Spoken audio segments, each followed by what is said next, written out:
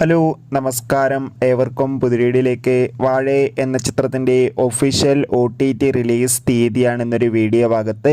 വീഡിയോയിലേക്ക് മുൻപ് video like ചെയ്യുക, ചാനൽ സബ്സ്ക്രൈബ് ചെയ്യുക. ഈ വരുന്ന ഒക്ടോബർ മാസം ധാരാളം ചിത്രങ്ങൾ ഇനി അങ്ങോട്ട് OTT റിലീസ് ചെയ്യാൻ പോവുകയാണ്. നമ്മുടെ ചാനൽ ഭാഗം പരിശോധിച്ചാൽ നിങ്ങൾക്ക് കാണാൻ വേണ്ടി സാധിക്കുന്നതായിരിക്കും. നിഖില വിമല പ്രധാന വേഷത്തിൽ തമിഴ് ചിത്രമായിരുന്നു വാഴ. ചിത്രം മികച്ചൊരു വിജയം തന്നെയായിരുന്നു. അതുകൊണ്ട് തന്നെ എല്ലാ സിനിമാ പ്രേമികളും ഒരേപോലെ ചിത്രത്തിൻ്റെ OTT റിലീസിനായി കാത്തിരിക്കുകയായിരുന്നു.